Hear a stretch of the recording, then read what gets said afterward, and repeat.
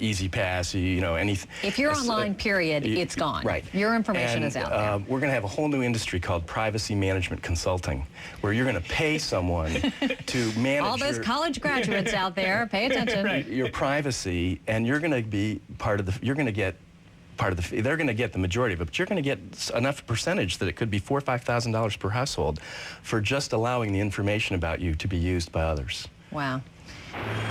Tonight, we're going into the future fast forward. It took 200 years to fill the Library of Congress with all the information it holds. Well, these days, thanks to email, social media, webcams, and more, computer experts tell us that the online world creates just as much information every 15 minutes.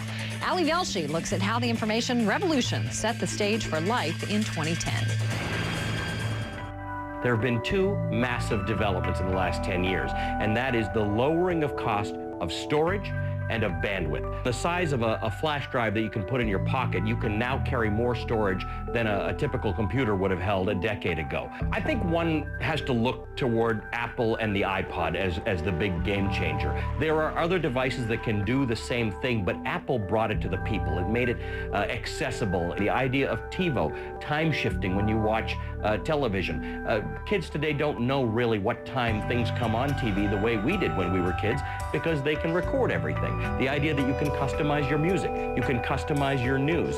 So customization is really the theme of the last decade, and the iPod has really been central to that concept. I think the word that has entered into the lexicon in the last decade that really will stand out is Googling. That really has become the replacement for not just searching and researching, but the use of the internet. That has primarily been what this decade has been about for people. It doesn't sound that sophisticated, but in my life, it's all about the email. The fact that I'm not tied to a desk, I've got one email device here, another one here, and I still have a cell phone over here. I use 3 different devices so that I can be on the phone and I can be looking things up or emailing. Social media is remarkable in its ability to target people. So we don't talk on the phone the same way. We don't interact the same way.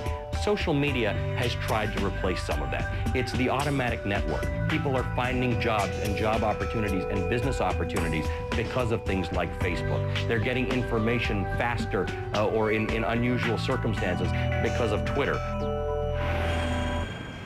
Everyone wants a little more quality time to enjoy the benefits of technology. So what trends will change our lifestyle in the future? And joining me now, back again, Wired Magazine's Nick Thompson and trend spotter Jeremy Gucce of TrendHunter.com. Nick, so many advancements, I think, in the last decades, when you look at how we communicate in particular, and you think what can happen next, given how much we do online. But you have some ideas. You think there are many advancements we're going to see very soon. Well, technological advances, I think one thing that's going to be fascinating, we're going to see fairly soon, is that our cell phones are going to bring us what's called augmented reality. And that is, we're starting to see that, but you'll take your cell phone. It'll be much more powerful. You'll pay your bills with your cell phone. You'll get into the metro with your cell phone. Yeah. But you'll also be able to say, okay, I'm walking on 58th and 8th Avenue, and you'll sort of flash it and it'll tell you the history of the area. Or you'll look at the fruit stand and you'll get some information about where that orange came from and things like that. And suddenly you'll have windows into, massive amounts of information that you didn't have before. That is instant and at your fingertips. That is instant and that it's in your cell phone, which will be more powerful than your computer. And what about, expand on that a little bit in terms of how we get our information. I just bought my husband a Kindle.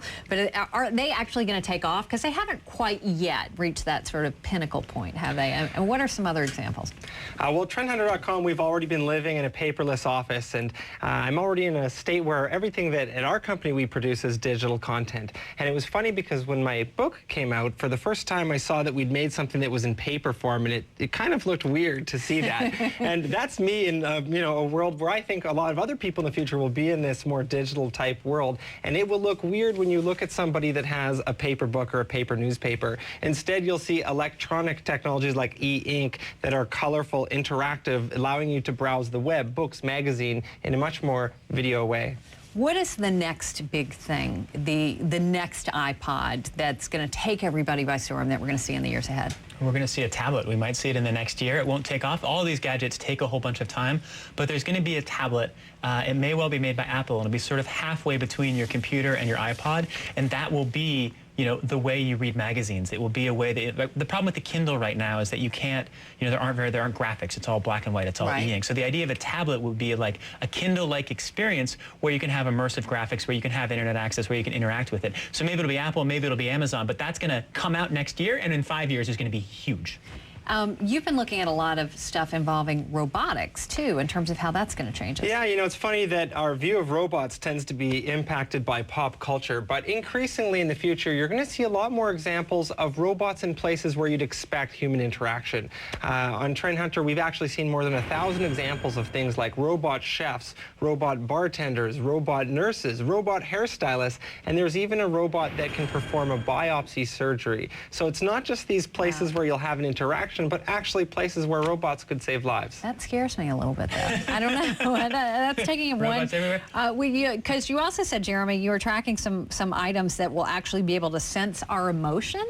Yeah, Philips and other companies like them have patented dozens of emotion-sensitive technologies. So we've seen emotion-sensitive apparel, emotion-sensitive jewelry and accessories. So imagine you're talking about those like stones that turn colors or whatever. No, when this you're is happy, something sad. that's more technological. No, that was that was the '60s, Campbell. It's more like your cell phone. When you get frustrated with it, it just gets harder to use. Yeah, exactly. But imagine, jewelry that can sense your biorhythms and better understand whether or not you're frustrated. Or imagine coming home after a stressful day and your emotion-sensitive technologies can understand that. So the mood lighting in your house, your playlist, starts to be based on something that will cheer you up. That is bizarre. Yeah, although I like that. I do. I do like that. A step further, there's actually simple video games that can read your thoughts and thought-controlled wheelchairs. So maybe that house will even start to predict what you want for dinner. I mean, and this gets into one of the craziest things that might happen is that, the brain is a series of electrical signals, and you can already sort of create chips and implant them in mice that will give them sort of memories and ability to recognize things. And you could conceivably have, you couldn't have an implantable memory that I remember being with you last Tuesday, but you could implant memories of space or texture or things like that.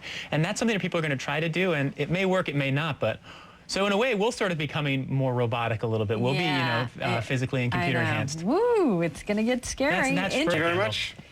America has remained a superpower over the past 10 years, but as we begin a new decade, the question is, will America still be the world's only superpower, or is America even the world's only superpower now? Will China, with 3 billion people and one of the fastest growing economies in the world, surpass us? Who rules the world in the future fast forward? The smartest minds tell us why right now. Tonight, at the dawn of a new decade, we are looking at how advances in technology and medicine will affect our lifestyles and our lives. One thing is clear, in the future, we will need more of everything.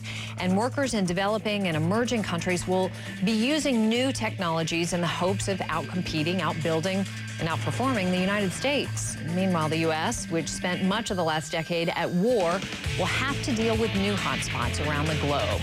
Will there be a newer world order that we have to deal with? Helping us